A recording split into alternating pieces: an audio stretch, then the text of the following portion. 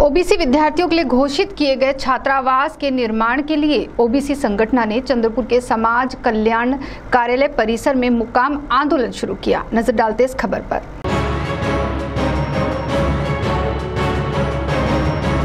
OBC विद्यार्थियों के लिए घोषित किए छात्रावास की स्थापना के लिए ओबीसी संगठन ने चंद्रपुर के समाज कल्याण कार्यालय परिसर में मुक्काम आंदोलन शुरू किया। 72 नए छात्रावास ओबीसी विद्यार्थियों के लिए शुरू करने की घोषणा सरकार ने की।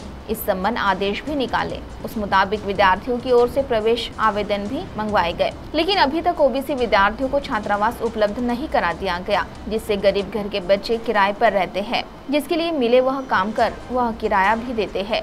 यह चित्र बदलने के लिए ओबीसी संगठन ने आंदोलन की भूमिका ली। समाज कल्याण अधिकारी कार्यालय के सामने जोरदार घोषणाबाजी करते हुए उन्होंने वहीं मुक्काम ठोकने का निर्णय लिया।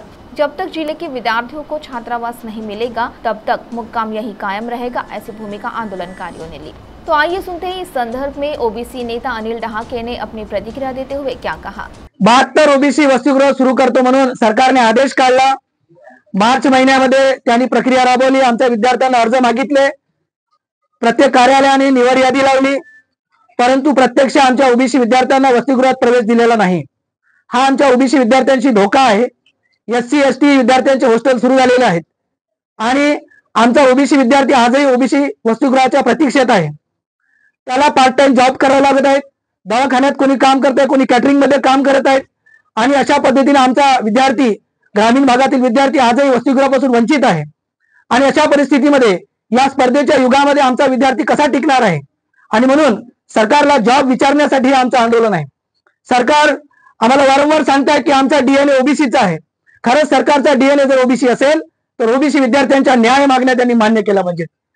हे ओबीसी वसतिगृह फक्त कॉलेजच्या विद्यार्थ्यांसाठीच नाही तर 11वी 12वीच्या विद्यार्थ्यांसाठी सुद्धा लागू झालं पाहिजे।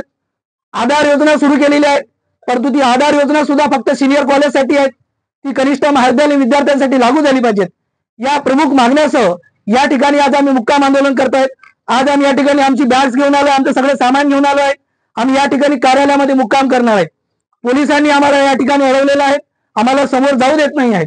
हे एक प्रकारची आमच्या आंदोलनाला दाबण्याचा प्रयत्न होत आहे आणि म्हणून मी सरकारला, प्रशासनाला या ठिकाणी आम्ही इशारा देतोय की तुम्ही आमच्या छातीवर गोळ्या जरी झाल्या तरी आता आम्ही थांबणार नाहीये, आमचे आंदोलन पेटणार आहेत आणि म्हणून आमच्या मागण्या जर त्वरित पूर्ण झाल्या नाही तर याचा परिणाम सरकार आणि प्रशासनावर होणार आहे। जय ओबीसी। सीटीवी के लिए प्रतिनिधि वैभव रुयारकर की रिपोर्ट।